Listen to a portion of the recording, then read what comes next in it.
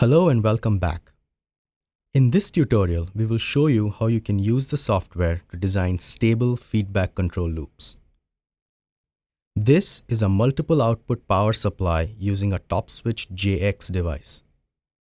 It has a 5 volt 3 amp output and a 12 volt 1 amp output. It uses a secondary side TL431 to regulate the output, with the 5 volt output set as the main output.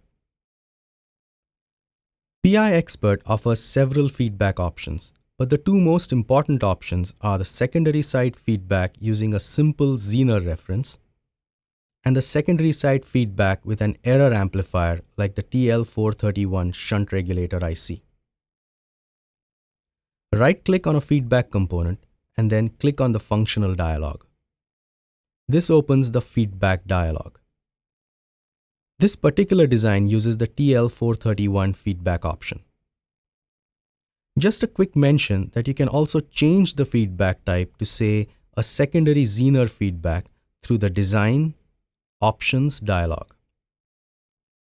I'll hit Cancel for this design and navigate back to the Feedback Components dialog. As you can see, a detailed feedback circuit is suggested along with recommended values for the components. These values are calculated such that the crossover frequency is achieved at a minimum phase margin of 45 degrees. In this example, we have an estimated phase margin of 99 degrees. Clicking on the Chart button opens up a Bode plot showing the gain and phase plots against frequency.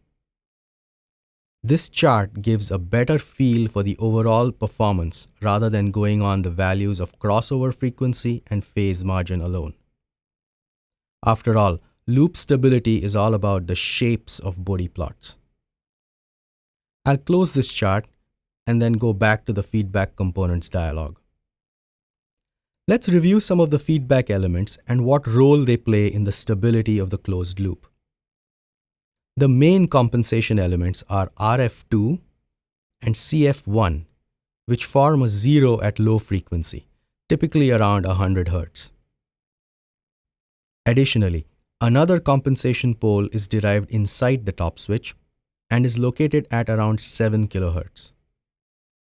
This pole also serves as a noise filter for the controller within the top switch. This pole-zero pair forms the basis for the phase compensation of the loop. The gain of the loop can be adjusted by varying resistor RF3. For example, if I increase the value of RF3 to 1.2K, I can expect the crossover frequency to reduce somewhat. If you think you made a mistake, you can always click on the default button against any component to go back to the original value. The phase boost network is a RC network placed across RF3, and it boosts the phase around the crossover frequency if it is required. When you optimize a design, the software automatically makes initial calculations based on the primary inductance and output filter capacitor values, and presents you with a recommended circuit for a first prototype. The Soft Finish button opens up the Soft Finish dialog. Checking this box activates the Soft Finish circuit.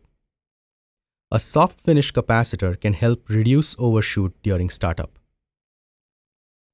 Click on the Dual Outputs Control button to open a dialog through which you can assign dual feedback for this design. The ratio of Vmain and auxiliary signals helps to specify the amount of feedback signal that should be derived from that particular output. For example, in this design, we can assign that 75% of the feedback signal come from the 5 volt output, and the rest 25% can come from the 12 volt output. The two resistor values are updated as shown on the dialog, and they will also be updated on the main schematic as we will see in a moment. Click OK, and then OK again. Let me zoom in and focus on the feedback section so that you can see it more clearly. See how the feedback section has been updated to show a dual output feedback. The soft finish circuit can be seen as well. For more information on control loops, please see application note AN57. Thanks and good luck.